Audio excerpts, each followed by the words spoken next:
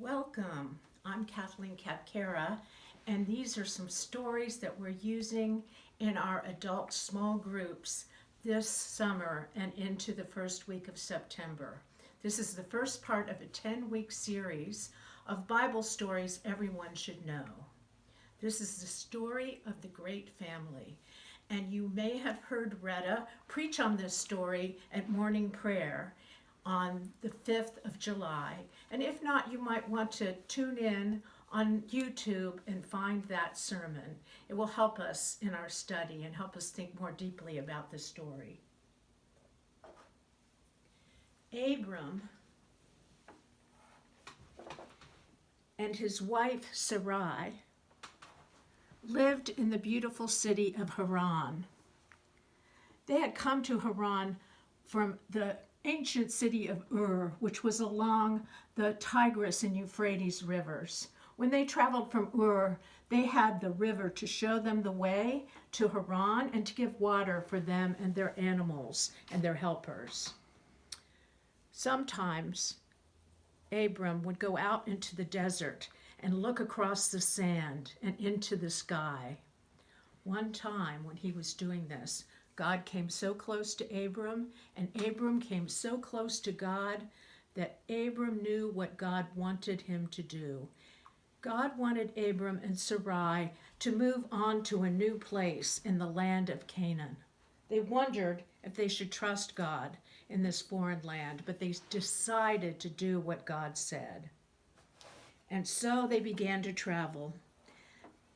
They took many helpers and all of their sheep, and even Abram's brother's son Lot came with them. They went to the east of Haran in the land of Canaan, and they finally came to a place called Shechem. Abram climbed a hill, and he found that God was there.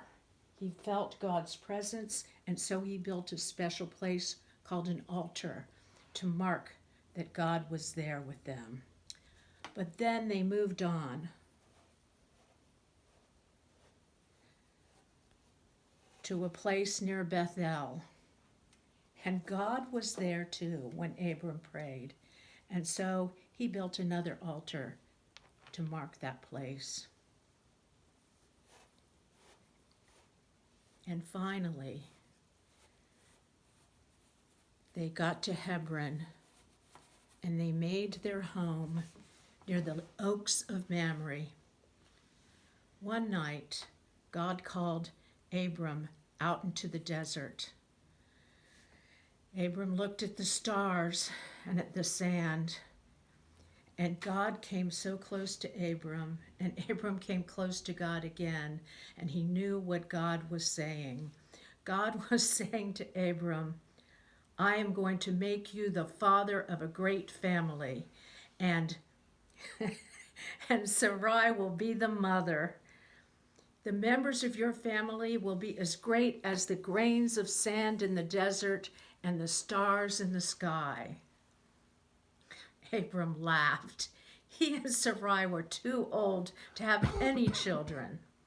But God said that God's promise was a covenant, and Abram and Sarai were to change their names as a sign of God's promise, the covenant. Abram would become Abraham, and Sarai would be known as Sarah. One day, 3 strangers came out of the desert. Now Abraham was sitting in his tent, and Sarah was outside the tent. Abraham invited the visitors into the tent, and Sarah made them bread with 3 measures of flour, which is a lot. Sarah gave the strangers bread and milk, as was their custom. The strangers said something to Abraham that made him laugh again. They said that he would have a child, a boy. And Abraham laughed, and Sarah, who was outside the tent, laughed too. They were far too old to have children. But then the strangers went on their way. Well, you know what happened. Sarah did have a child, It was a boy, and they named him Isaac. And after Isaac was grown, Sarah died, and she was buried in the cave near the oaks of Mamre. Abraham was very sad and lonely, and Isaac missed his mother so much. So Abraham knew that there was another thing he needed to do. He sent his trusted helper back to the land of his family to find a wife for Isaac. When Isaac came close to the land of Abraham's family, there was a woman named Rebekah. She was getting water from a well, and she helped Isaac get some water to drink also. And then Rebekah gave Isaac water for his animals. She was as full of courage as she was kind. The helper told Rebekah about the great family, and so she invited him to meet with her parents. And so the helper told Rebekah's family about the great family and how Isaac was going to be part of the great family.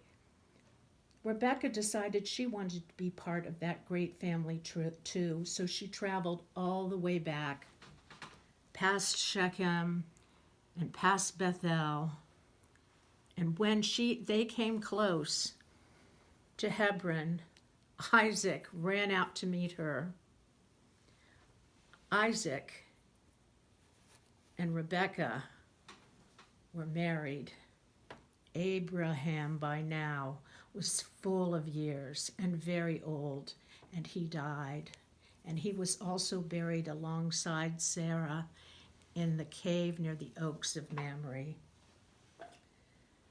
Now Isaac and Rebekah had children, and their children had children, and their children had children, and their children had children, and this went on for thousands of years until your grandparents had your parents, and your parents had you. And so you are part of this great family of Abraham and Sarah, a family with as many members as there are grains of sand in the desert and stars in the sky. Now, I wonder what your group will talk about when you think about this story in your small group meeting.